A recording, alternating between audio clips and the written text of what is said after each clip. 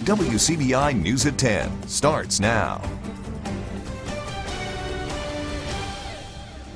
Thanks for joining us tonight. A shooting investigation is underway in Monroe County after investigators say that a teenager is shot by another teen.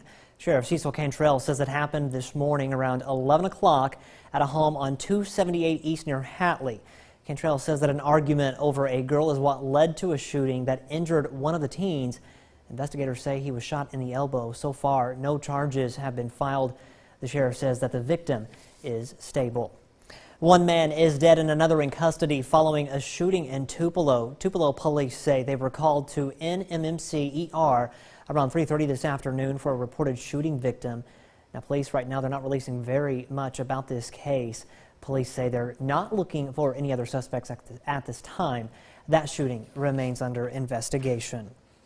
Controversy tonight in West Point after a dog is shot by an animal control officer. Now, we spoke with that animal control officer on the phone today, who says he did shoot the dog this morning in the Highland Park subdivision. That subdivision is near the high school. Many people are taking to Facebook calling the animal control officer's actions unnecessary.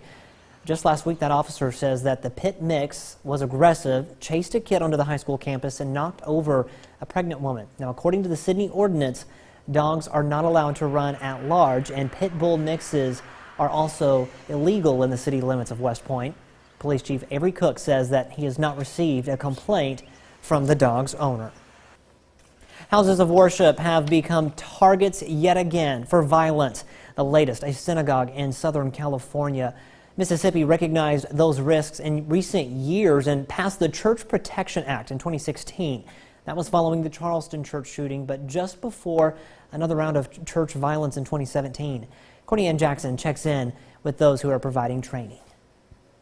The Church Protection Act allows churches to legally have armed security teams if they choose. If a worst-case scenario played out, they could open fire in defense of the church without fear of prosecution.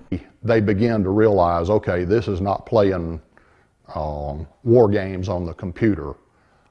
This is real life. I had better think about this before I sign up and say, yes, I can do this. Precision Shooting Center in Forest saw a spike in training interest after the 2017 shootings in Tennessee and Texas. Brought it to the forefront in people's mind for a while, and the churches were very proactive for a while. Then they kind of let it go to the back burner, but it's coming back into their vocabulary again right now, and we anticipate a big upturn in training. One church member spoke with us after undergoing training and made this note. You have an obligation as a Christian man to not only defend your home, your family, but to defend your church as well. There's one main requirement under the law for who qualifies for the designated security teams. Have to have an enhanced concealed permit in the state of Mississippi. That's really the only true requirement that's there. That's why they've advocated to strengthen the law and require more than the basics. It really should be stronger in order to protect the people who are involved. Try to put them in a framework of mind that tells them that this is going to be a very stressful environment, that things that they did before will no longer apply and they will have to adapt and carry on if they're going to protect the people around them. Courtney Ann Jackson, WCBI News. Some of the other churches that Courtney Ann Jackson spoke with say they have members who have coordinated on safety plans, but they haven't formed a full security team as defined under the church protection law. Time now to toss things over to Chief Meteorologist Keith Gibson to get a first look at our Monday night forecast. Hey there, Keith. Well, Scott, it's been a great day. All quiet this evening. This is live view in Columbus, Louisville, Tupelo, Vernon, there with our Alpha Insurance Camera Network. So hopefully you've been able to take advantage of this great weather we've had today. And even this evening, 60s and some low 70s. So 70 in Tupelo right now. Lows tonight, upper 50s to low 60s. The wind is light. We stay clear. Tomorrow, mid 80s across the board here. So just like today, a few degrees warmer. And across the Twin States, more or less the same story, mid to possibly upper 80s with a lot of sunshine. Your full forecast is coming up. Hard work and achievement, they're recognized in Tupelo today. The annual Rotary Scholars Luncheon recognized the top 30 students based on grade point average in grades 7 through 12. Tupelo's Rotary Club began the Scholars Program during the 1988 school year. Club President Lynn Blanton says that it shows students that hard work and persistence do pay off. The quote from the Breakfast Club, these kids are going to be running the country in a few years, and they are, and we've got to have them prepared. And I think Tupelo has a great school system. We just got a new superintendent this past year, and he's doing a great job, got some great teachers. Seniors who have been Rotary Scholars every year since 7th grade were given special recognition for their hard work. That Rotary Scholars Luncheon will mark the end of an era in Tupelo. The Summit Center will close at the end of this week.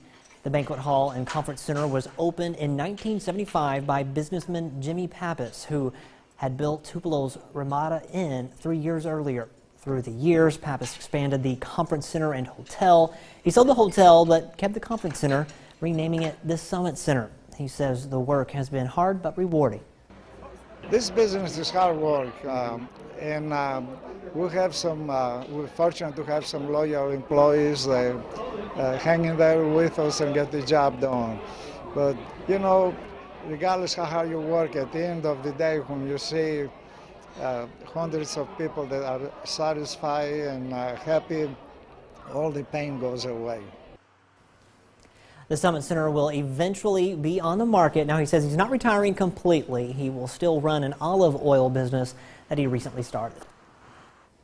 High pressure and control of our weather right now. That give us a great day today. It stays in charge for the next few, so we stay warm, relatively tame, but some rain chances are on the way.